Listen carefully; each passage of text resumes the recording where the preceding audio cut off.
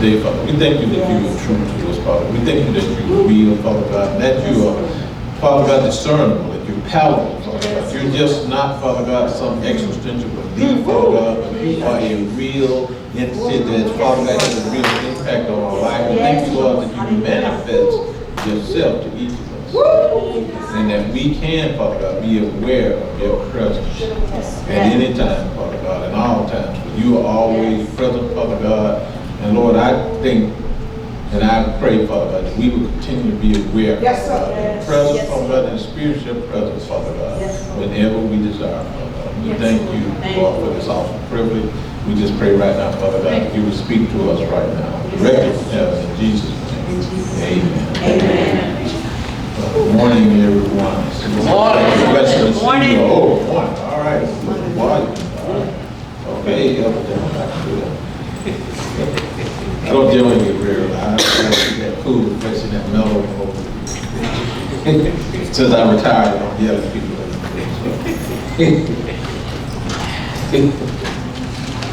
But it's good. Hopefully everybody's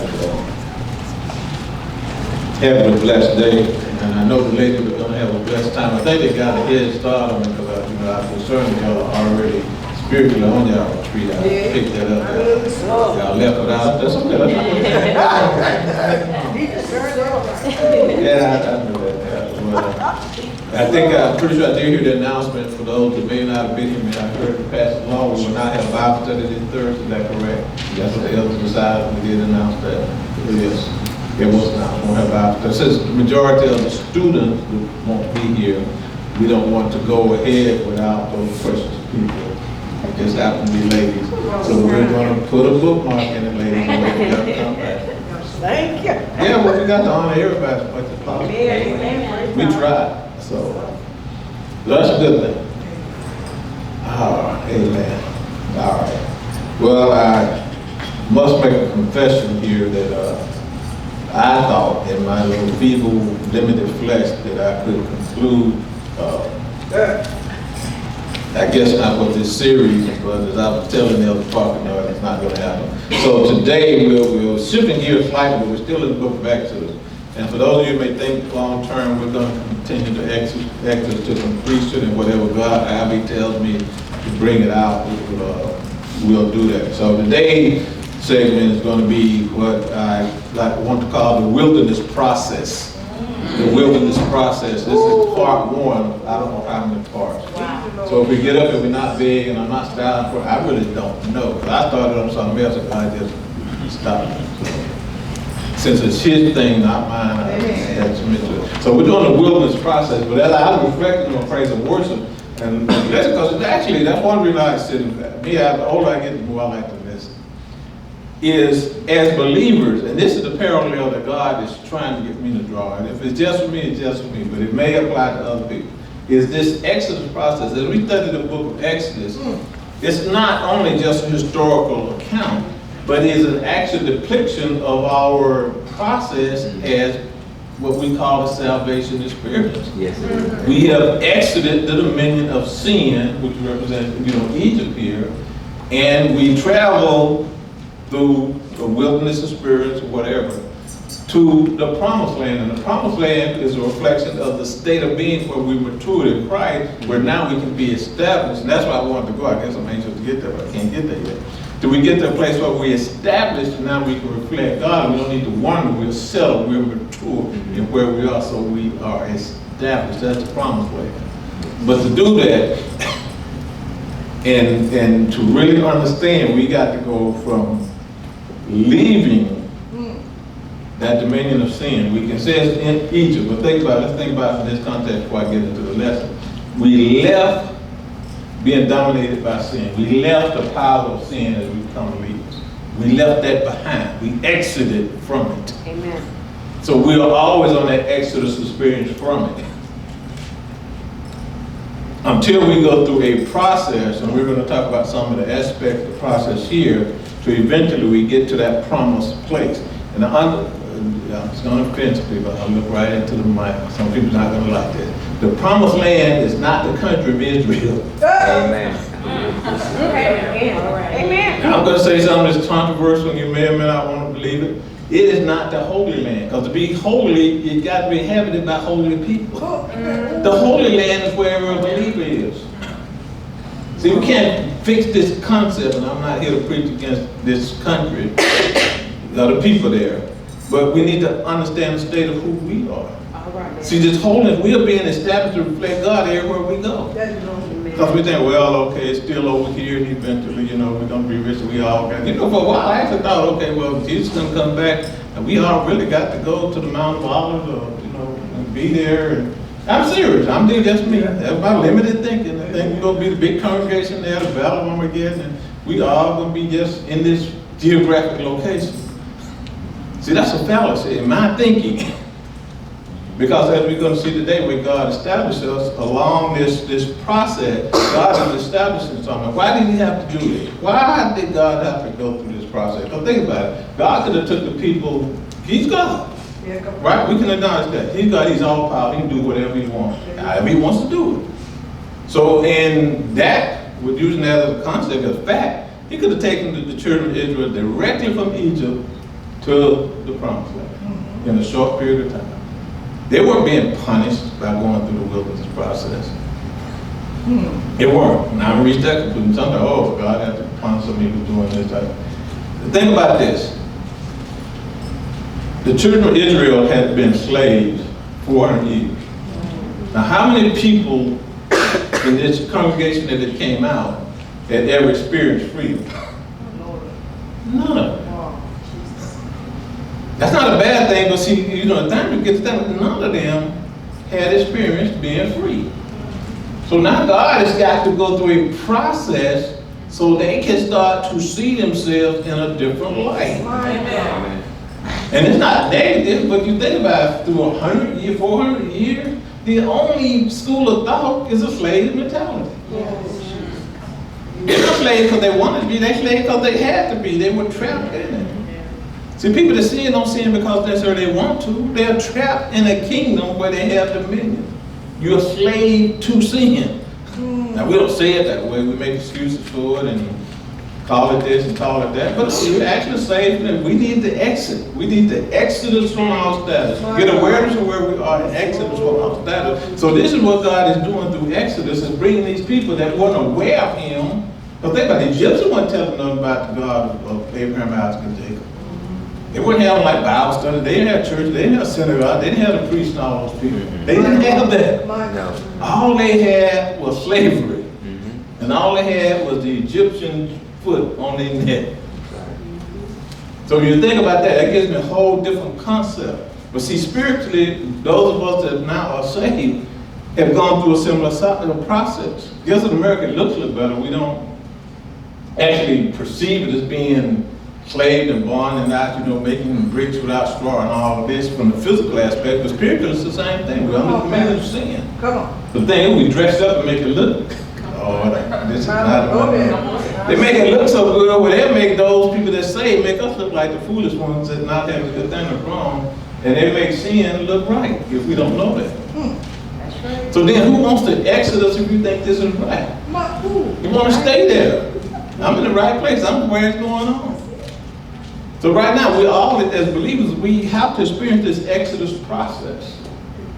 And it can even be in various ways, various parts of our lifestyle, the things that we need to continue to act. Some places we're going to promise, man, God got this, I'm through here. But it's still certain things I'm going through, and I'm sure we all are going through that wilderness process.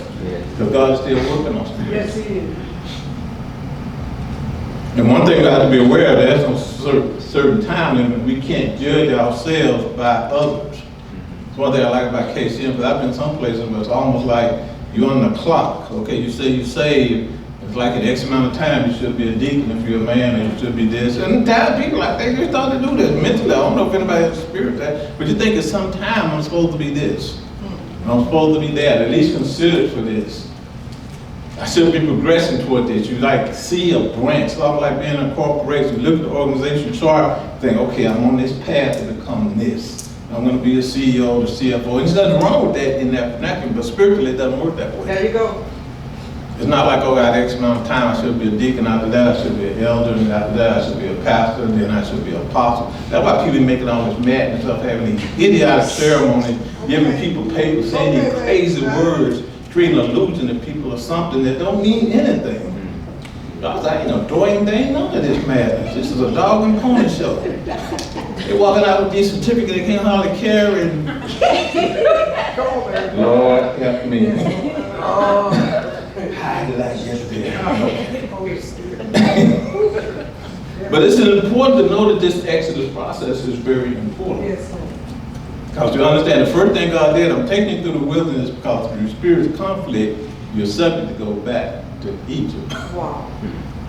See, that's one thing happened to the church. You get there, and they run into conflict, and sometimes the conflict is in the church itself. Something happens where you're like, well, compared to all this stuff where everybody want to know all about my money and this, and everybody's criticizing everything I do, I wear too much lipstick, too little lipstick, my hair too long, my hair too short, I do this and do that. And unfortunately, a lot of times, in fact, women, she did this, I saw da-da-da-da-da-da-da-da-da. Well, at least when I hung out with sinners, they weren't judging me and criticizing me every day. When I hung out with the guys, we drinking on Mad Dog 2020, we all were equal. We're nobody trying to be bigger than the other. We're just trying to get our share of stuff we don't need. But you come into church and you can run into all those situations. I'm not saying we don't have that situation here, but that can be a situation that drives you, I'm talking from the spirit, that drives you back to Egyptian methodology. So think about, what do you know more about doing? Being holy and consecrated unto God, or do you know more about being a sinner? They got 400 years experience of being slaves. That was their default position. So now God has got to take them in a position where this does not become the default position, and that leads us to the wilderness process part one. We're going to start with Exodus chapter 16, and we're going all the way the portion into chapter 16 to chapter 23. Now, as the deliverance process plays out, two very important things occur. And I will refer to this deliverance, this exodus, this salvation as a deliverance. Because we think about this deliverance, we think that sometimes, don't get confused, that deliverance, okay, I got a demon, I need to be exorcised, will you deliver me from the demon? No, I just need to go from one state of mind to another state of mind. So it is a deliverance process. So this process of bringing the children out of Egypt has two very important things that occur. God gives revelation of who He is. All right. When we get saved, we get revelation of who God is and what He expects from us.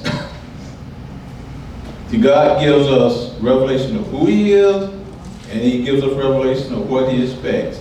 He gives His disciple revelation of who they are, and He gives us disciples revelation of who they are. So it's three things. I should have said three things. I wrote two. So we become aware of who God is. The children think about what's going on here. We become aware of who God is. Then eventually become aware of what God expects. And then He makes us aware of who we are. It's like a daisy, like connecting a link. First, God said, okay, I'm God, I do this. You see, saw some of the things He did. He set up the pillar of fire and stuff. He went to the rear when he tricked Pharaoh and his army to attack him, and He set up and defended them. So, okay, now you just, instead of following the pillar of fire and the cloud, I'm going to sit back and come between you and the enemy, and you forward my appointed leader. So you'll follow Moses through the Red Sea. Now you got, instead of just depending on me to do all this spectacular stuff, now you can follow my representative. As soon as Moses, like he told, like God was fussing with Moses, like y'all crying and whining, they just ain't nothing but a army. Y'all, I don't believe y'all upset over a few chariots and some swords and some few people that mad at y'all. Because I watched it, boom, see they can't move. Matter of fact, He said He gave them light, gave the children of Israel light, and the same light to the children of Israel became darkness to the enemy. I mean, that blew my mind all to bits. So He's like, what are you upset about this? I got this covered. Y'all just walk on and follow the direction that I preordained. So we're looking at three things today. God has given us revelation of who He is, what He expects, and He's going to give revelation of who we are. And sometimes I think the church is an institution, we can fall short of trying to give people revelation of who they are. But that's very important. And that can be one reason for it, because once you get revelation of who you are, you find out you don't really need for a minister to constantly try to pump stuff in you There you to go. identify you and prop you up like you're a sock puppet. No, God didn't create sock puppets. He created free thinkers that can relate directly to Him without manipulation by man. I'm getting in all kind of trouble today. But that's good. That's what I do. I specialize in that. But that's very important, because once you get revelation of who you are, then now I know how to conduct myself. You know, as much as I love Elder Jones, we relate real good, but I don't have to rely on him to get my identity and vice versa. All right. You know what happens to him. You really think I'm an elder? Can you imagine that every day, Pastor Mitchell, I'm still an elder? I'm like, bro, God said it a long time ago. Now that's unselfish. But you can understand that, I don't know why. Well, I'm going to keep going. Okay, Lord, just keep going. But see, a lot of times we can set up where it's part of this process and get diverted and mutated by people interfering and trying to be God. That's basically what ministers, when they trying to control you and putting up these false parameters and these artificial doctrines they put on the wall and that lunacy about how you should wear and you shouldn't wear that and shouldn't do this and shouldn't do that. Don't eat this, eat that. And I'm like, what? And all these other stipulations, these hoops that you be jumped through to be pleasing to them? No, God didn't do that. God said, I am this. This is what I expect you to do, and you are that. I just say keep working this process over and over. That's all you got to do. Know who I am, know what I require for you to do, know who you are. And think about that, that eliminates the interference from other people. This process continues. I need to get through my introduction here. This process continues in the life of all who believe. So this is an ongoing process to some degree, even after we mature in certain areas. Hopefully we can see that there's still certain things that we can be receiving revelation of. All right, now let's get into the meat of here. Let's look at Exodus chapter 16. Exodus 16, we're going to start with verse 23.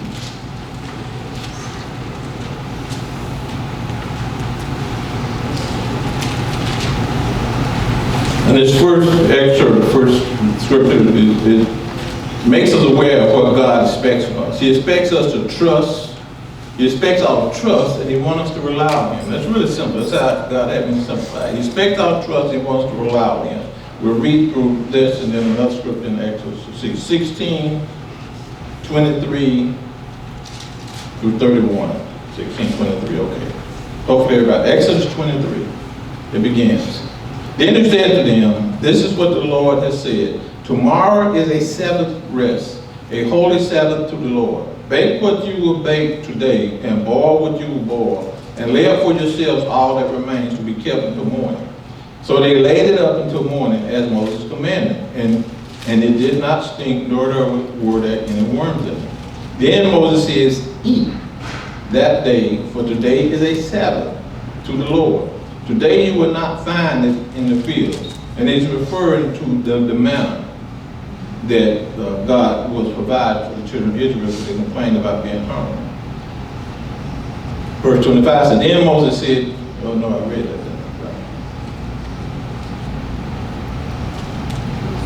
26, yeah, thank you. 6 days you should gather it, but on the seventh day, the Sabbath, there will be none.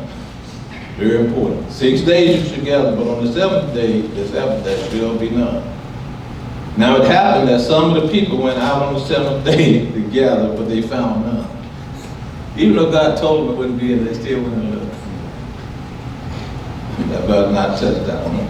And the Lord said to Moses, how long do you refuse to keep my commandments and my laws? See, now He's holding Moses responsible for what the people did. Verse 29 says, see, for the Lord has given you the Sabbath. Therefore He gives you on the sixth day bread. On the sixth day, bread for 2 days, that every man remain in his place. Let no man go out of his place on the seventh day. So the man rested on the seventh day. And the house of Israel called his name manna. It was like a white coriander seed, and the taste of it was like wafers made with honey. Now what God had told Moses to tell the children of Israel, because they were hungry, so okay, I'm gonna, every day we're gonna have this manna is gonna come down from heaven. And this was what you eat. It specifically said there's a certain amount, it's called an omer. And don't trust, I don't know. He said, okay, each person, like we are a family of two. If we were me and my wife were back there, we would travel around this. He said you can have 1 omer a day. So I would go out and gather 2 omers. But he said on the 6th day, you get double. Because you're not gonna do anything on the 7th day, well, the 7th, that would be 7th. I'll talk about that in a minute. So on the 7th day, I would get 2 omers for me, 2 omers for her. Now, why did God do that? When you look at the word Sabbath, it's called, one definition of it is an intermission. You know, like some shows, you go to a play, they have an intermission with a period of rest. So God is He wants us to rest. Because think about that, if we are always busy with material things, and don't want to get in trouble here, please, nobody receive this the wrong way. We are always constantly busy over and over, spending, can you imagine somebody spend their whole life, they work every day, 7 days a week for their whole life. Wow. Now they might be very well off, but I think that's going to be a pretty exhausted person. Now the 7th day, and you can get into debates right now, and I'm not going to get into whether it's Saturday or Sunday because it depends what calendar you use. If you look at the old Hebrew calendar, remember, correct me if I'm wrong, the 7th day was Saturday. I've heard people have all exhausting, mind-numbing debates about this.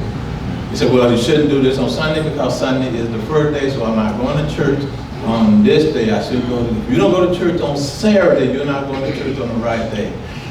I'm like, shouldn't we be more concerned about whether I'm going to church at all instead of worrying about what day it is or something? Like God is He's restricted. You went to church on Sunday and God wasn't there. He's only around on Sundays. See how little sense that makes? So he's not talking about the day of the week, because you got the Hebrew calendar, one time we had the Julian calendar, now we got the Gregorian calendar. So brothers, don't get caught up on what day. I heard someone say, I'm going to apply for a job. I told him I can't work on Sunday. I thought, wait, but I'm on the company. If I need you to work on Sunday, then I'll find somebody that will. You go ahead and be holy, but because if you're going to hell for working on Sunday, then that don't even buy to that imagine. The Sabbath is an intermission. Well, God wanted the people of the children of Israel to know that I have set aside a day of rest for you, so you can reflect on me. And you think about it, in all of your getting and all of your doing, you need to take time to reflect on the source of all this stuff you're getting, and not just want to get stuff. See, that's another message that may fly in the face of some of these prosperity people. It's where your focus is. The Sabbath is intermission, it's time to tell us to reflect on God. Really. Not necessarily God didn't say like go to church on Sunday. I don't see that in the scripture. But God did say, remember the Sabbath and keep it holy. I'm jumping ahead of myself. Remember the Sabbath. Remember that I am God and I require for you to acknowledge me at least one day out of the week. That makes sense. At least one day. Now, hopefully we go till we acknowledge him all the time. Because right now, I'm requiring one day. I'm not giving you an option on this. You can run around and do all this other stuff, but one day you better be still and acknowledge me. Because I'm telling you to do this. Not that I need to be puffed up, because he's God. But you think about the benefit of that, as we take this time to acknowledge him, now we get refreshed too. So I mean, this is great. Just like, I think I heard he was talking about Isaiah, yeah, he was like, oh, I love to go to church. That was good to hear a 4-year-old say that. I know, we sort of know why, but it's spiritually for he may not be able to take the spirituality, but he loves the environment. He did, he said, I love going to church. So God looked at, he provided that, the food for them. Let's look at 17, 1 through 7. Still in Exodus. We will stay in Exodus. We're going to progress here.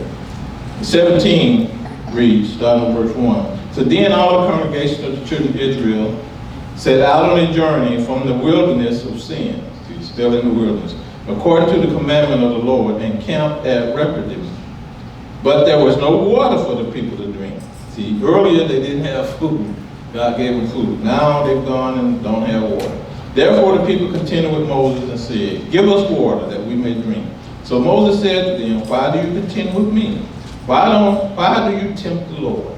And the people thirsted there for water. And the people complained against Moses and said, why is it you have brought us up out of Egypt to kill us and our children and our livestock with thirst? I'm going to start right there in verse 3. Remember I was telling you they still had that slave mentality? See, anytime things don't go good in this new thing, this God thing here, well, I need to go back to the old way. But at least in Egypt, I had water to drink and I had food. I was a slave and they were abusing me and they had total control over me, but they fed me with it. See, that's what people say now. You know, of course, you know, Satan is, I'm not going to call his name on purpose, talking about his lifestyle, how it was a trap and all these things that he got, so like being in a beautiful, all the fame, like being in a beautiful prison. I'm in a nice place, I'm making a lot of money, but it's still just like I'm in prison. I thought that was pretty pathetic. I'm like, yeah, you should have known that before you signed on the dotted line. You think these folks in Hollywood just gonna give you a great lifestyle and let you just live out under their authority? No, they're gonna put that thumb on you. They don't care if you're making millions and millions and millions. But at any rate, God, no, I digress again. But God knew that, He knows that because of the mentality, when trials and tribulations start to come, the first default position to these people that haven't gone through the process yet is to go back to what's for me, go back to what I want. Now that I'm thirsty, I'd rather go back to Egypt. Now that I'm having drama, I have been a Christian, I'd just rather go back to being a sinner now. Stop trying to live all right because the church stuff ain't working for me. So Moses cried out to the Lord, saying, what shall I do with this people? They are almost ready to stone me. And the Lord said to Moses, go on before the people. Take with you some of the elders of Israel. Also take in your hand your rod with which you struck the river and go. Behold, I will stand before you there on the rock and Horeb. And you shall strike the rock, and water will come out of it, that the people may drink. And Moses did so in the sight of the elders of Israel. So he called the place Massah and Meribah, because the contention of the children of Israel, and because they tempted the Lord, saying, is the Lord among us or not? So as soon as something arose, the people started to die. So see, God is trying to establish that He is God. So He had Moses again. He's re-emphasizing Moses' position by saying, okay, you go there, I will stand on this rock. You hit this rock, maybe get the water. And I understand God never didn't rebuke the people for necessarily one, because we need food and water. So He's talking about necessities. So God is having Moses, using Moses as an instrument to provide the necessities that the people need. Now granted, they were, you know, over the top, because God keeps getting them out of things. And I don't want to dwell on negative, and we have to just be aware that at times we can be guilty of the same thing because this is not going the way I want. So I just go back and do what I want. Wow. See, that's what we would say an immature Christian movement. It's not only immature Christian. You have people that allegedly pastor the church take shortcuts just like this. I just won't do it this way, that's too much trouble. I'm not going to do it right, I'm going to do it fast. And we see the ramifications of that over and over. But we actually see right now, with God wanting the people to trust Him, we see He keeps letting them go through situations. Understand, these people in the desert, you know, they used to living in comfort. They're not used to living out there in all this drama, walking around thirsty and hungry all the time. Now they used to get beat down when they don't do what the master say. But I guess they said that's what we'll sacrifice that to get what we need. So they're not accustomed to having to suffer for something, contend for something, and be without something. So when that comes along, God is like, look, I will provide for you. So God will let a need come so He can provide it for you, so you know the source is. Right. He's trying to tell you, your source was never Egypt. Your source is always me. Yes, Lord. Yes, Lord. There's only destruction in Egypt. There's only destruction in sin.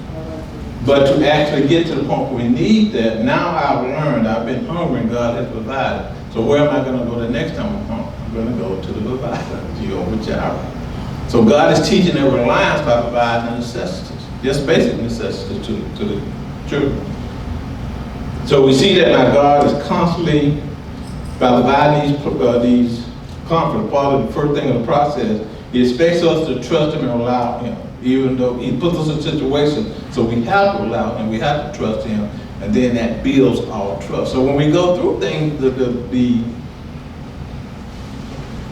optimum reaction is not to say, well, you know, oh, woe is me, I'm suffering.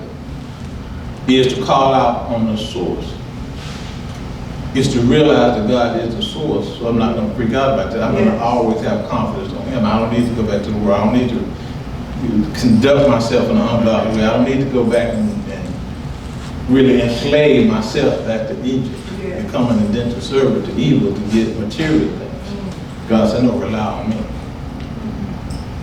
Now the next one here, I'll be honest, I had not noticed this. We're going to skip over 18 and go to 19.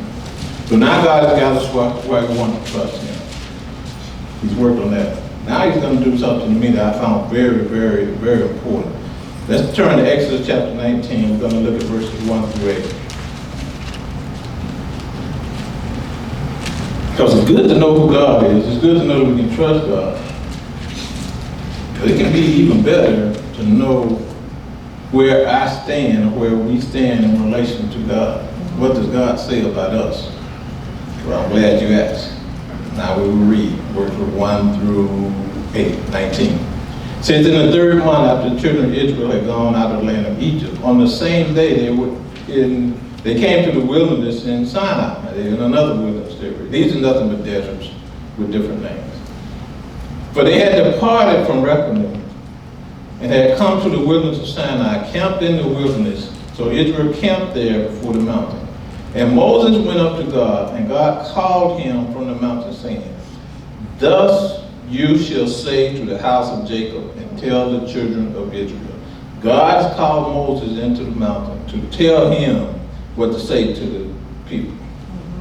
Verse 4, you have seen what I did to the Egyptians, and how I bore you on eagle's wings, and brought you to myself. First thing he's going to remind, like, okay, children of Israel, my congregation, but that's, you know, the congregation is appropriate for that. But he said, you have seen what I've done. He's reminding people, you've seen what I've done to your enemy. And now you've seen how I brought you on eagle wing. And they use the eagle because of majesty, the power, unto myself. I rescued you from the power of Egypt, from the power of sin in our context. And I brought you into myself. Now just imagine that. I think Pastor Dave ministered on that. I rescued you from sin and I brought you to myself. So that's another sidebar that comes in, and people always want to go back to something God has rescued you from. God destroyed his army. Why you want to go back to them? But they have no power. We used to call it pull their teeth. They're like a blind that's with dentures. They can't do anything. They can walk around and try to be bad, but they're not bad. So God said, I rescued you and I brought you to me. Now let's see why God tells them that. Verse 5. So now therefore, if you will indeed obey my voice and keep my covenant, then you shall be a special treasure to me above all people for all the earth is mine. And you shall be to me a kingdom of priests and a holy nation. These are the words which you speak to the children of Israel. Stop right there for a minute.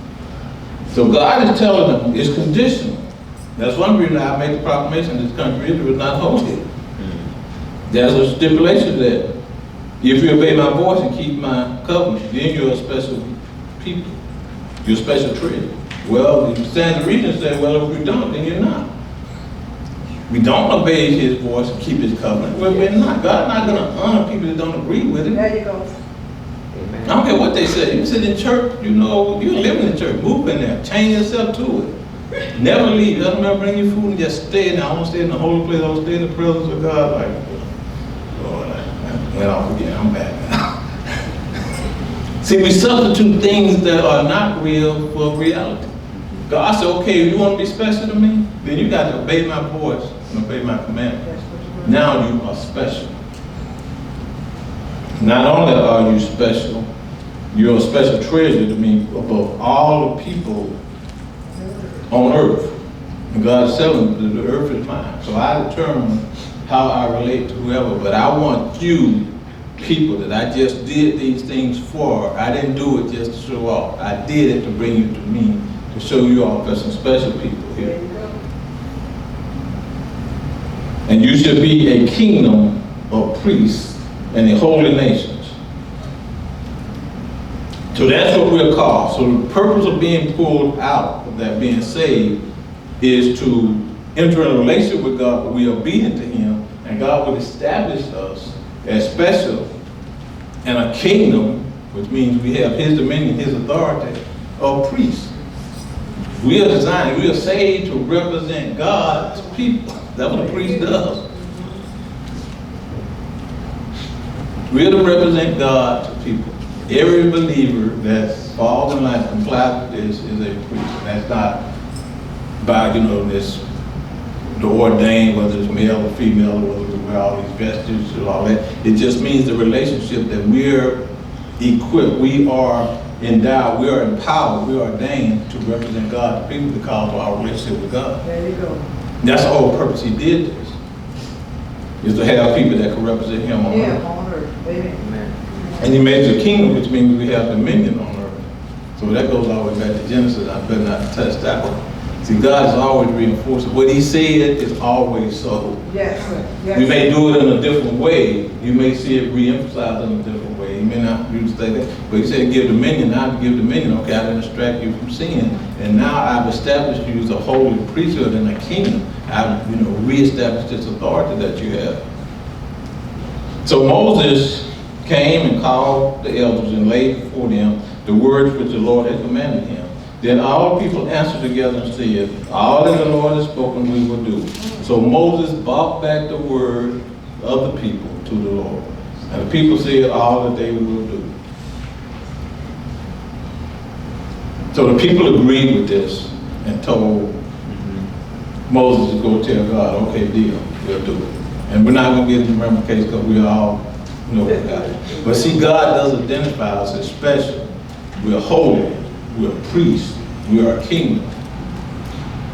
If we obey His voice and honor His government. There's a big condition. Which means when we're not, then we lose that right. That's what I think Elder Stanley said, that God is unique. He'll fire people and let them keep working. Some people have no anointing on them, they still hold positions in churches all around. And for us, God said, I gave this guy a pink slip 20 years ago. But see, we have to be able to discern that because I don't go off on another bunny trail. But when we get in situations, that's why I don't really like when people complain about churches to a large degree, because I just don't want to deal with it. But if you have the discernment, it's such a problem that it's causing you have to write, you got nothing but criticism for it. Every time you want to bend somebody ear about some church or some minister, some person, some pastor, like, let it go. Amen. Because you used to ask me, you still go to church? Like, what? That's like you're at a movie and say, this is the worst movie I've ever seen. And you keep paying commission and buying tickets, going back and look at the same movie. Oh, his sister's not going to get any better. You're going to keep seeing the same thing over and over again. And I'm not criticizing whether they're good or bad. I'm not here to judge. I'm not qualified to judge that. But we do have to understand that we have an anointing in us and we're responsible to protect that. There you go. We're responsible to protect that relationship. You can't get mad at God because of what somebody else did. God, wait a minute, I told you to obey my voice. Woo! And you to align yourself with my covenant. Jesus. Then you are special. You can't be looking, I can't be looking at Brother Nick, So what? I'm like, wait a minute, I got Nick, you don't worry about Nick, you worry about you. See how easy that is now to keep my relationship straight, because I need to work on me and keep myself straight. Now, during the course of time, if we're able to form a relationship where we be able to find one another, that's good. But the primary responsibility is for us, each one of us, to keep our relationship with God intact. And not try to judge others. Where? Okay, I'll put it down. Well, for those that take notes, I want, in addition to this, given us our identity, you'll find a New Testament scripture, verses identical. I'm not going to read it. It's in 1 Peter chapter 2, verses 7 through 12. It says you are two people, a royal priesthood. 1 Peter chapter 2, verses 7 through 12. 1 Peter 2, 7 through 12. You can read that on the court, but it substantiates that, and I never noticed that this was in Exodus, but that identity was way back then. So God has given us our identity. Now for the rest of them, we're going to touch on this. I know, Brother Dave, you were ready for this one.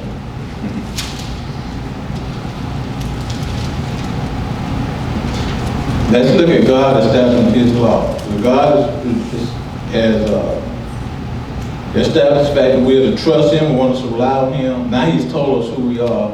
Now God is going to give us His law.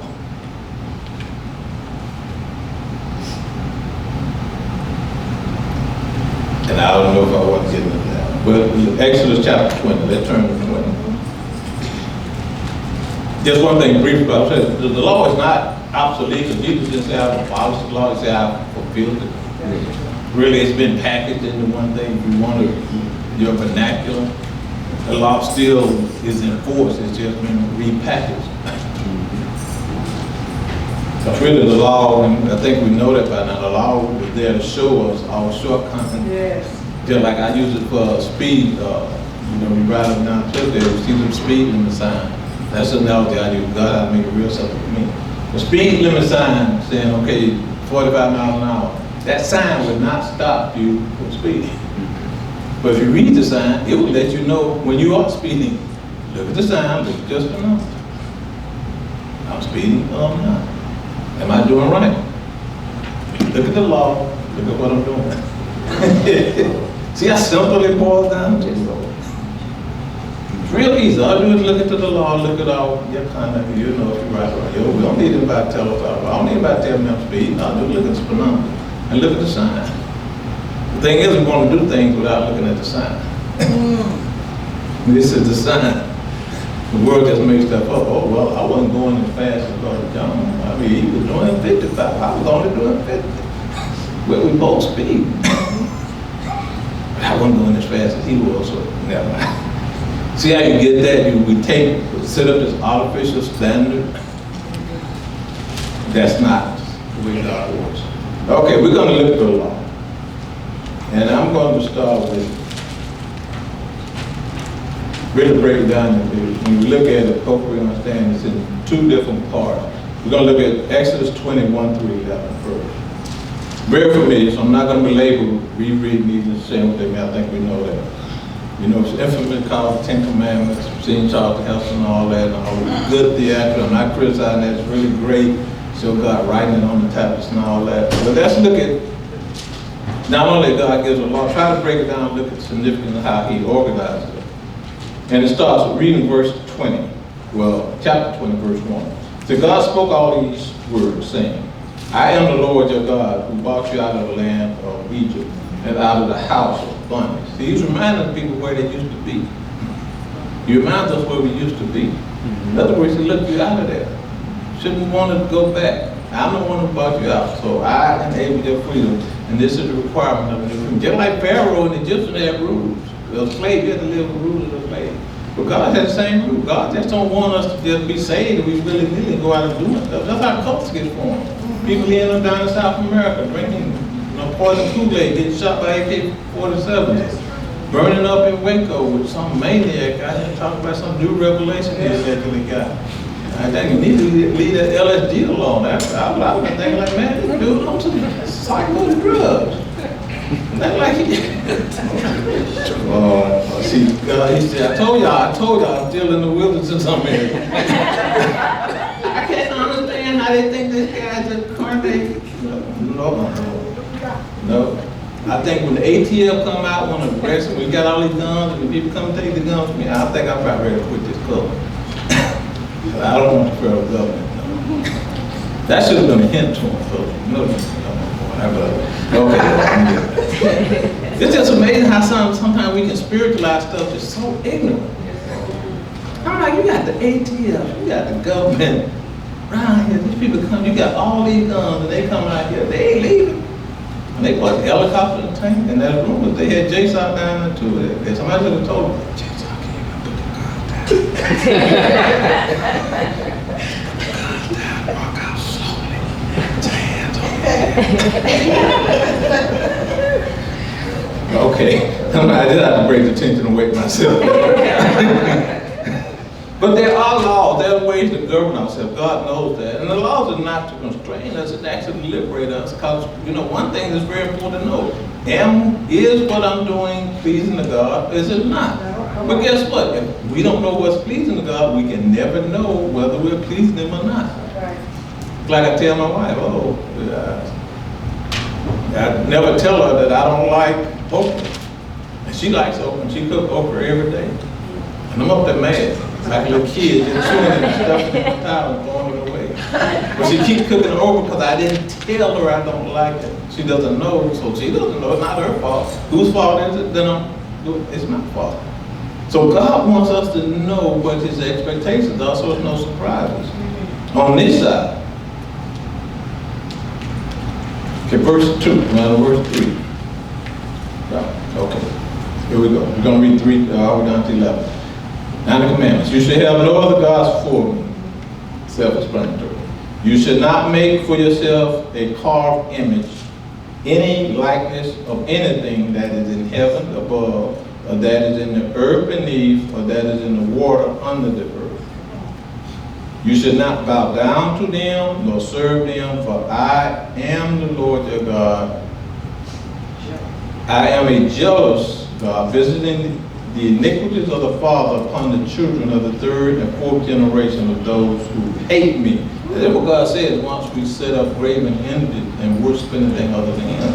God said, when you hate me, and it's not going to just affect you, your sin is going to go, your iniquity is going to go all the way down to the fourth generation. So that's another little sidebar. What we do now is contrary to God's will, just doesn't impact us. Yeah. Verse 6 is, but showing mercy to thousands of those who love me and keep my commandments. You shall not take the name of the Lord your God in vain, for the Lord will not hold him guiltless who takes his name in vain. Remember the Sabbath day to keep it holy. 6 days you shall labor and do all your work. But the seventh day is the Sabbath of the Lord your God. In it you shall do no work, nor shall your son, nor shall your daughters, nor your male servants, nor your female servants, nor your cattle, nor your strangers who is within your gates. For in the 6 days the Lord has made the heavens and earth and the sea and all that is in them, and rested the seventh day. Therefore the Lord blessed the seventh day and hallowed it, set it aside for himself. So we're right now to 11. We haven't read them all yet. Now there's one common theme from verse 1 all the way down to 11. God has given these commandments, making us aware of how we are to relate to Him. Read through them, and I want you to mark that and verify that. All of these relate to how we, as His children, are to relate to Him. His status, His standards for relating to Him. Come on now. That's important. I'm going to say that one more time. Yes, I got you. The first one is how we relate to God.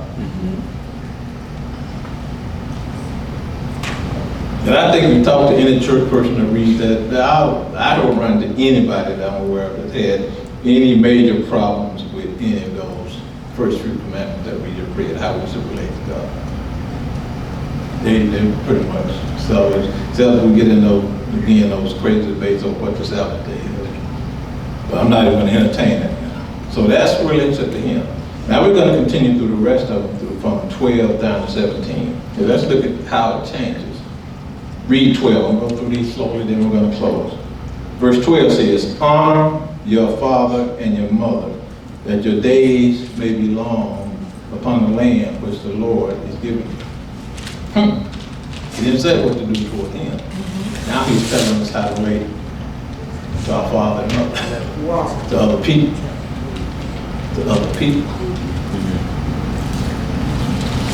which by implication is how we relate to each other, it still relates to how we relate to God. Because all these are not exclusive, we can't pick and choose, these all go together. But now God is saying, not only are you to maintain a certain type of relationship with me directly, you are to continue re-emphasize that relationship with me through how you relate to each other, how you honor your mother or father. What else did he say? You shall not murder. That right there. So I'm going to say you should not commit murder. Now murder is different from killing people. I might get in trouble for this. I'm not trying to justify that. See, there's a time when there's action that's taken. That's murder is to kill somebody without justification. To take a life, an innocent life, for whatever reason, that's murder.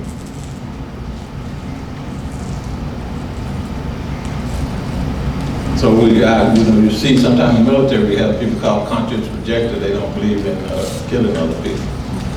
But you're in the military and you're ready to go to war. Well, guess what? Other people believe in killing you. I don't know if you do what you will. I let the government handle that. But when they gave me ammo, I'm like, is this all? I think I can carry a little more. Yeah, it was a rush walk around Saudi Arabia with like 150 rounds every day. I didn't want to shoot anybody, but it was good to know that I had some rounds I could pop off and anything else. I'm back now. But don't commit murder. That's how we treat you, interact with each other. Just go around there killing people because we can. Says you should not commit adultery. Self-explanatory. That's to honor relationships. You're married, you're authorized. One woman, the woman you're married to, the man you're married to. You should not steal. Oh man, what? Wait a minute, is that a misprint? Okay, I'm gonna let that go. You shall not steal. This is what God said. So, and understand when I probably need to read them all. They try to articulate on them. But see, stealing, and think about it.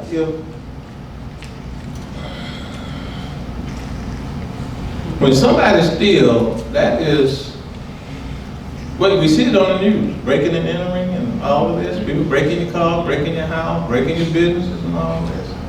I mean, doesn't it make you feel violated? It just breaks down human relationships. But see, it didn't specify, we should steal anything. So a believer just shouldn't steal. That's dishonor your fellow man. Dishonor God and dishonor your fellow man. We're not to steal from each other.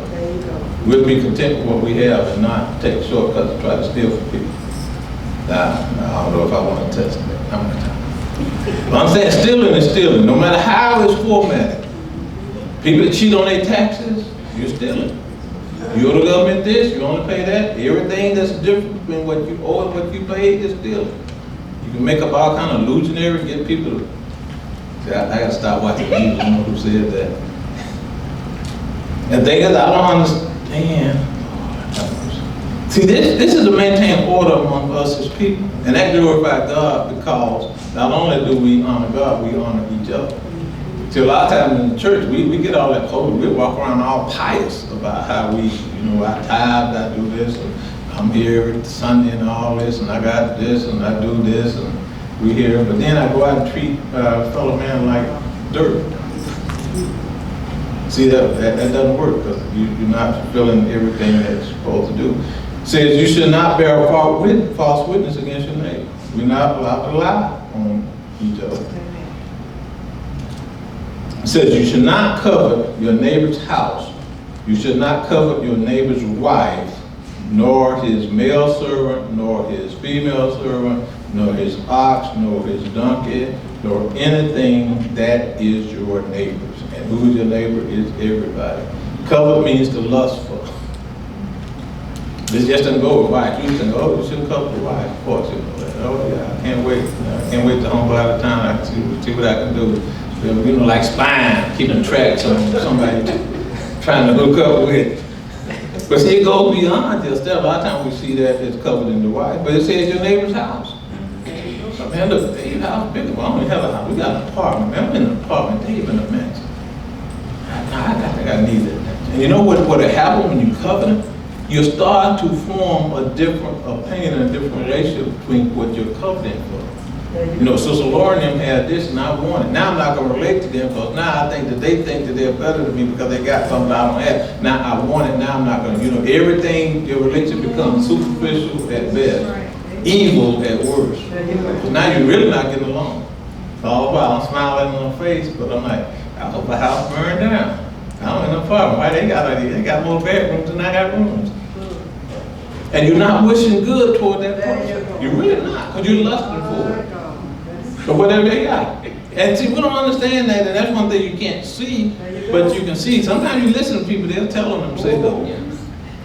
I had one guy at another place, one time we did something. I think, well, I don't want to get into specifics, I might go those situations. But this brother asked me once, because we had went through something and then we recovered from it.